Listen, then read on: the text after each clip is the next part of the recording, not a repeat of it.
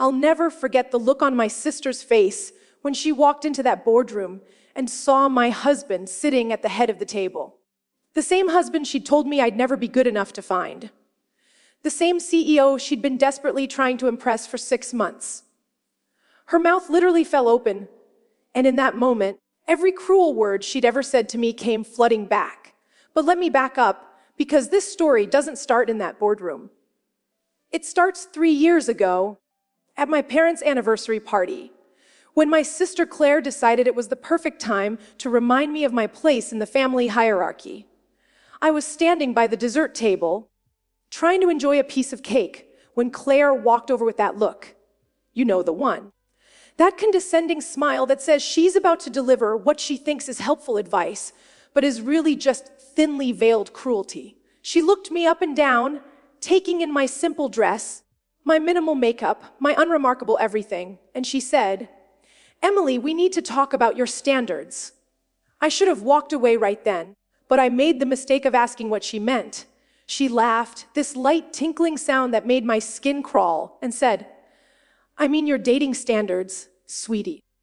You're 32 years old and you're still single. Maybe it's time to be more realistic about what you can actually get."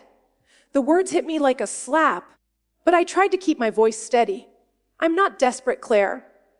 I'm just waiting for the right person." She actually rolled her eyes. "That's exactly what I'm talking about. The right person. Emily, look at yourself. You're a mid-level marketing coordinator at a company nobody's heard of. You drive a 10-year-old Honda. You live in a 1-bedroom apartment in the suburbs. You need to lower your expectations and find someone in your league before it's too late." I felt my cheeks burning, felt the familiar sting of tears threatening to fall, but I refused to give her the satisfaction. "And what league is that, Claire?" She sighed like she was talking to a child. "Someone stable, someone ordinary, a middle manager, maybe, an accountant, someone who won't care that you're not particularly ambitious or successful. Because let's be honest, the kind of men I date, the kind of successful, powerful men who can actually provide a good life, they're not going to look twice at someone like you. I want you to understand something about my sister. Claire had always been the golden child. Valedictorian, homecoming queen, full scholarship to an Ivy League school. She'd landed a job at a prestigious consulting firm right out of college, and she'd spent the last 8 years climbing that corporate ladder like her life depended on it. She was beautiful, she was successful, and she never, ever let me forget that I was neither. Our parents adored her. Every family gathering was basically a celebration of Claire's latest achievement. Meanwhile, I was the afterthought, the one who'd gone to state school, who'd taken a safe job at a small company, who'd never quite lived up to the family potential. So when she told me I'd never find anyone worthwhile, part of me believed her. That's the insidious thing about growing up in someone's shadow. Their voice becomes the voice in your head. But here's what Claire didn't know. 2 weeks after that conversation, I met Daniel. It was the most unremarkable meeting you can imagine. I was at a coffee shop trying to work on a presentation, and I'd spread my papers across the entire table like a disaster zone. He was looking for a place to sit in the crowded cafe, and he asked, politely, if he could share my table. I looked up, ready to apologize for the mess, and I just froze. He was handsome, yes, but it wasn't just that. There was something about his eyes, this warmth and intelligence that made my heart skip. Of course, I stammered, immediately trying to gather my papers into some semblance of order and knocking over my coffee in the process. The cup tipped, sending a wave of lukewarm latte across the table, directly onto his very expensive-looking suit jacket. I wanted to die, just absolutely sink into the floor and disappear. I jumped up, grabbing napkins, apologizing profusely, making everything worse the way you do when you're panicking. But he just laughed. Not a polite laugh, a real one. He took off his jacket, said it needed to go to the dry cleaner anyway, and sat down like nothing had happened. We started talking, and we didn't stop for 3 hours. He told me he was in town for business meetings, that he traveled a lot for work, that he found most of his life exhausting but necessary. I told him about my job, my projects, my ideas for campaigns that my boss never quite approved. He listened to me, really listened, in a way that made me feel like everything I said mattered. He asked thoughtful questions. He challenged my assumptions. He made me laugh so hard I snorted coffee, which should have been embarrassing but somehow wasn't. When we finally left the coffee shop, he asked for my number. I gave it to him, convinced I'd never hear from him again because men like him don't call women like me, right? That's what Claire had taught me to believe. But he texted me that night, and the next day, and the day after that. Our first date was at a little Italian restaurant in my neighborhood. Nothing fancy, nothing designed to impress. He said he wanted to go somewhere we could actually talk without shouting over music or dealing with pretentious waiters. Over pasta and wine, he told me more about himself. His name was Daniel Chen. He'd grown up working class, first-generation American, parents who'd sacrificed everything to give him opportunities. He'd put himself through school, built his career from nothing, and now he ran his own company. What kind of company, I asked. He smiled, this slightly uncomfortable smile, and said, "It's a tech consulting firm. We help businesses optimize their operations, implement new systems, that kind of thing." "It's boring, really." I laughed and told him nothing about what he'd described sounded boring. He just shrugged and changed the subject, asking me more about my work, my dreams, what I wanted to do with my career, if I could do anything. Here's the thing about Daniel. He never made me feel small. When I talked about my ideas, even the half-formed ones that I was sure were stupid, he took them seriously. He asked questions that made me think deeper. He pointed out strengths I didn't know I had. For the first time in my life, I felt seen. Not as Claire's less successful sister, not as the family disappointment, but as myself, as Emily, as someone with value and potential and something to offer. We'd been dating for about 6 weeks when he had to go out of town for a big project. He was apologetic about it, said he'd be gone for at least a month, maybe longer, but that he'd call me every day if I wanted. Of course I wanted. Those phone calls became the highlight of my days. He'd call me in the evenings, his time, which was usually late afternoon for me, and we'd talk for hours. About everything and nothing. About our days, our thoughts, our fears, our dreams. He told me about the pressure of running a company, of being responsible for hundreds of employees and their families. I told him about feeling inadequate, about growing up in Claire's shadow, about the voice in my head that said I wasn't good enough. "You're more than good enough," he said one night, his voice soft and serious. "You're extraordinary, Emily. You just can't see it yet." I wanted to believe him. But Claire's voice was louder. Speaking of Claire, she was having quite the year herself. She'd landed a major client, some big tech company that was expanding into new markets and needed consulting on their growth strategy. She talked about it constantly at family dinners, about how this account could make her career, how she was working directly with the C-suite, how there was one executive in particular who she was certain she'd impressed. My mother would beam with pride, asking question after question, hanging on Claire's every word. My father would nod approvingly, making comment how smart Claire was, how far she'd go, and I'd sit there, pushing food around my plate, thinking about Daniel and wondering when I should tell my family about him. The answer, I decided, was not yet. Not until I was sure. Not until I could handle Claire's inevitable commentary about how I'd somehow managed to trick someone into dating me. 3 months into our relationship, Daniel came back to town. We met at the same coffee shop where we'd first encountered each other. And when I saw him walking through the door, my heart did this stupid flutter thing that I was pretty sure meant I was falling in love with him. He kissed me hello, right there in front of everyone, like he'd been thinking about it the entire time he was gone. "We need to talk," he said, and my stomach dropped because nothing good ever follows those words. We sat down, and he took my hands in his, and he said, "Emily, I need to tell you something. I haven't been completely honest with you about my work." My mind raced. Was he married? Was he a criminal? Was he about to break up with me? He took a deep breath and said, "My company isn't small. It's actually quite large. And I'm not just running it, I founded it. I'm the CEO. The firm has about 800 employees across 12 offices globally. I just stared at him, trying to process what he was saying. He continued, I didn't tell you at first because, honestly, when I meet people and they find out about my position and my company's success, it changes things. They see the title and the money instead of seeing me. But with you, from that first day in the coffee shop, you just saw me. You didn't treat me any differently, didn't try to impress me or use me. You were just yourself, real and funny and brilliant and kind. And I fell for that person. I fell for you. My mind was reeling. Daniel was a CEO of a major company. The man who'd spent 3 months talking to me about everything from philosophy to our favorite childhood cereals was some kind of corporate powerhouse. I don't understand. I finally managed to say, why are you telling me this now? Because I want you to meet my team, he said. I want to integrate you into my real life. Not this separate bubble we've been in, but I also want you to know who I really am before that happens. I need you to understand that this doesn't change anything between us.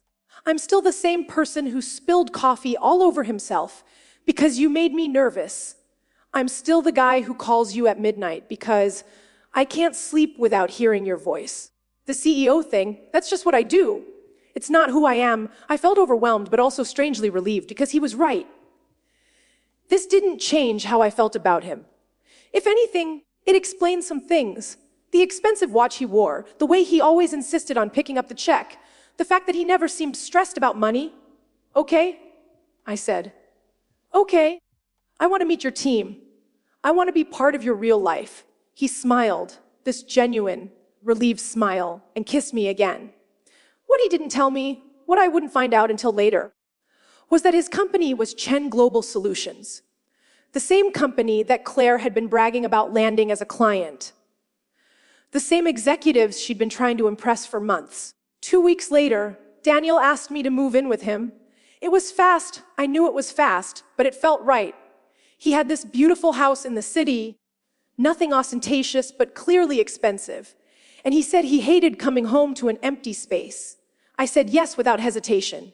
And for the first time in my life, I felt like I was exactly where I was supposed to be, but I still hadn't told my family about him. Daniel didn't push, said I should do it when I was ready, but I could tell he didn't entirely understand why I was hesitant. How could I explain that introducing him to my family meant subjecting him to Claire's judgment? That my sister would find some way to belittle either him or me or both of us. That my parents would probably find something about the relationship to criticize.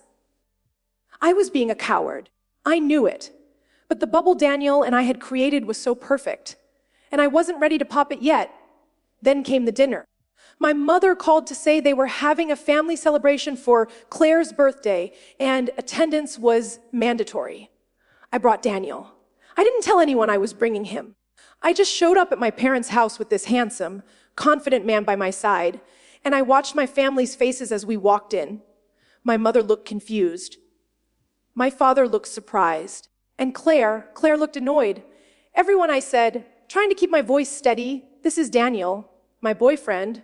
Claire recovered first, putting on her polite smile and extending her hand. Nice to meet you, Daniel. What do you do? I work in tech consulting, he said smoothly, shaking her hand. Oh, she said, her smile becoming slightly more genuine. What company? I run Chen Global Solutions. He said casually, like it was no big deal. I watched the color drain from Claire's face. She literally took a step back, her mouth opening and closing like a fish. You're Daniel Chen? She stammered. That's me, he said, putting his arm around my waist. Emily's told me a lot about you. The dinner was excruciating. Claire kept staring at him, like she couldn't quite believe what she was seeing. My parents peppered him with questions, suddenly very interested in my life now that I'd brought home someone impressive. And Daniel, to his credit, was perfect. He was charming without being fake, successful without being arrogant. He talked about his work, but also asked my parents about theirs. He complimented the food. He laughed at my dad's bad jokes, but mostly he made it clear that he adored me. He held my hand under the table. He referenced inside jokes we shared. He talked about our future together like it was a given, not a question. I could see Claire's mind working, trying to figure out how this had happened. How her loser little sister had ended up with one of the most eligible bachelors in the city. The same bachelor I would later learn that she'd been shamelessly flirting with during business meetings. After dinner, Claire cornered me in the kitchen while I was helping clean up. "How did you meet him?" she demanded, her voice low and urgent. "Coffee shop," I said simply, loading dishes into the dishwasher. "And he just, what fell for you?" The implication was clear. There must be some trick, some explanation, some reason why someone like Daniel would want someone like me. I turned to face her, and for the first time in my life, I didn't feel small. "Yeah, Claire. He fell for me because I'm smart and funny and kind, and he actually sees that." Unlike some people, her face flushed. "Emily, I didn't mean, yes, you did. You always mean it. Every time you've told me I'm not good enough, that I need to lower my standards, that I'll never find anyone worthwhile. You meant all of it." "That was months ago," she said defensively. "I was just trying to help you be realistic." "No, you were trying to keep me in my place. You were trying to make sure I stayed the inferior sister, the one who never quite measured up. Because if I'm successful, if I'm happy, then you're not special anymore." She looked like I'd slapped her, but I didn't care. I was done making myself small to make her feel big. 6 months later, Daniel proposed. He did it at the same coffee shop where we'd met, at the same table where I'd spilled coffee all over him. He got down on one knee in front of everyone, and he said, "Emily, from the moment you dumped that lad on me, I knew my life would never be boring again. Marry me." I said yes through tears and laughter. And the entire coffee shop applauded. We got married 3 months after that, a simple ceremony with close friends and family. Claire was there, playing the part of the supportive sister, but I could see the bitterness in her eyes every time she looked at us. And then came the boardroom meeting. Daniel had mentioned that his company was expanding their consulting team, bringing in some new talent to help with a major restructuring project. He said he was sitting in on the final presentations, that they'd narrowed it down to 3 candidates, and he was excited to see what they'd bring to the table. He asked me to come with him, said he wanted me to see him in his element, to understand that part of his life better. Plus, he added with a grin, he valued my opinion and wanted to know what I thought of the candidates. So I found myself in the Chen Global Solutions headquarters, sitting in on executive meetings like I belonged there. The building itself was impressive, all glass and steel and modern design, the kind of place that screams success. We walked into the boardroom, and I took a seat in the corner, trying to be unobtrusive. Daniel sat at the head of the table, flanked by his chief operating officer and VP of human resources. Other team members filed in, executives whose names I'd heard, but faces I'd never seen. The first candidate presented, a sharp woman in her 40s with an impressive resume and a clear vision for the role. She was good, really good, and I could see Daniel taking notes, nodding thoughtfully. The second candidate was a man in his 50s, industry veteran, tons of experience. Solid presentation, but nothing that really stood out. And then the door opened for the third candidate, and my sister walked in. I watched it happen in slow motion. She was looking down at her notes, psyching herself up.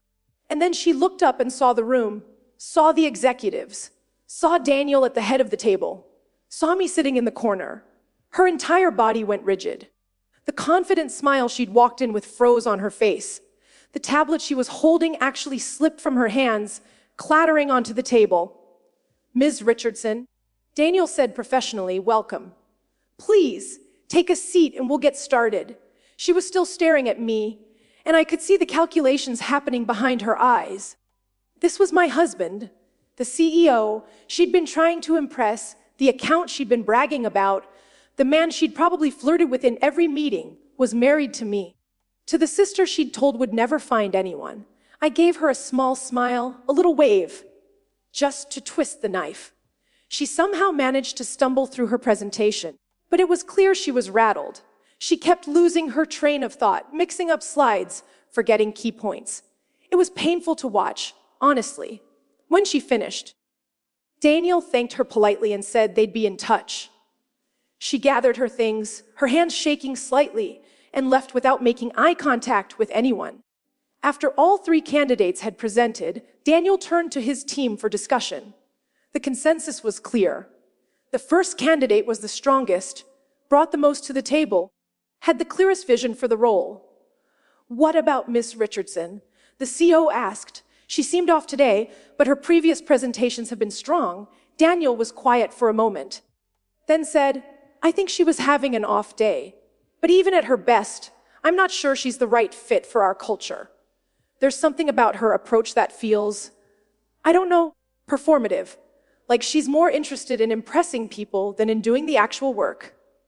I bit my lip to keep from smiling. He didn't know. He had no idea that was my sister, and he'd still seen right through her. They offered the position to the first candidate, who accepted enthusiastically. That night, my phone rang. It was Claire. I answered, knowing what was coming. "You sabotage me," she said immediately, her voice shaking with anger. "I did no such thing," I replied calmly. "I didn't say a word during your presentation. I didn't influence Daniel's decision. You sabotaged yourself by being so rattled that you couldn't perform. Because you were there. You knew I'd been working on this account. You knew how important it was to me. And you just sat there with that smug look on your face." "Claire," I interrupted. "I didn't even know you were one of the candidates. Daniel doesn't tell me everything about his business decisions. I was there because my husband invited me to see him work. The fact that you happen to be presenting is just, well, karma, I guess." "This isn't fair," she said, and for the first time, I heard real pain in her voice. "This was supposed to be my big break. This account was going to make my career, and you were planning to use it to what? Make yourself feel superior to me again? Prove that you're the successful one. Claire, you're a brilliant consultant. You'll land other accounts, other opportunities. But maybe this is the universe telling you that you need to focus less on impressing people and more on actually being good at what you do." She was quiet for a long moment. Then she said, quietly, "Did he know? When he made his decision, did Daniel know I was your sister?" "No," I said honestly. "He had no idea. He made his decision based purely on the presentations and what he thought was best for his company." I heard her breath catch, like she was trying not to cry. "Claire," I said, more gently now, "you told me I'd never find anyone. You made me believe I wasn't good enough for someone successful and ambitious. But the truth is, I found someone who values me for who I am, not for what I can do for him. And that's something you might want to think about. Because all the success in the world doesn't mean much if you're constantly trying to prove you're better than everyone else." She hung up without responding. I'd love to say that conversation changed our relationship, that Claire had some kind of epiphany and we became close. But life doesn't usually work that way. What did happen is that Claire took a long, hard look at herself and her priorities. She stayed at her firm, continued to be successful, but I noticed a shift in how she approached things. Less bragging at family dinners, more genuine questions about other people's lives. Small changes, but changes nonetheless. As for Daniel and me, we're better than ever. He still makes fun of me for that coffee shop disaster. I still can't believe that the man I dumped a lad on turned out to be a CEO who would fall in love with me. But here's what I learned from all of this. Your worth isn't determined by your job title or your bank account or your sister's opinion of you. It's determined by how you show up in the world, how you treat people, and whether you're brave enough to believe you deserve good things. For years, I let Claire's voice be louder than my own. I let her define what I could and couldn't have, who I could and couldn't be. But the moment I stopped doing that, the moment I decided that maybe I was good enough exactly as I was, everything changed. Daniel didn't fall in love with me because I impressed him with my career or my ambitions.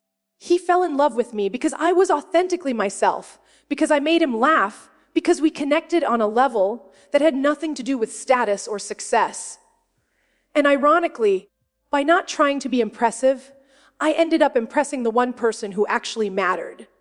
Now, when I see Claire at family gatherings, there's a new dynamic between us. It's not exactly friendship, not yet, But it's not that toxic competition either. It's more like mutual respect. She's learning that being the best doesn't mean making everyone else feel like they're the worst. And I've learned that I don't need her approval to be happy. My mother called me a few weeks after the boardroom incident.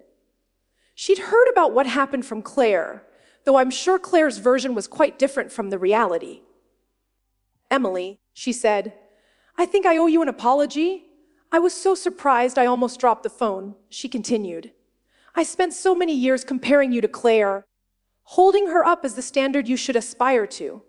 I didn't see what I was doing to you, how I was making you feel less than.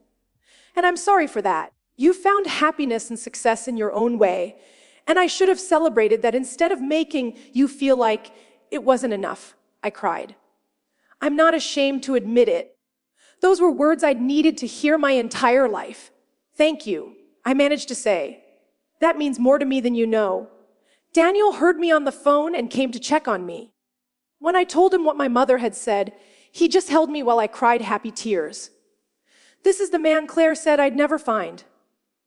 The man she thought was out of my league, and yet here he is, holding me while I ugly cry, loving me not despite my ordinariness, but because of everything that makes me, me. The best part. A few months later, Claire met someone, a genuinely nice guy who works as a teacher, makes a fraction of what she does, and doesn't care about her career accomplishments. He loves her for her sharp wit and her hidden kindness, the parts of her that she usually hides behind her corporate armor. At their 6-month anniversary dinner, which Daniel and I were invited to, I watched Claire with this man, saw how she softened around him, how she laughed more freely, and I realized something.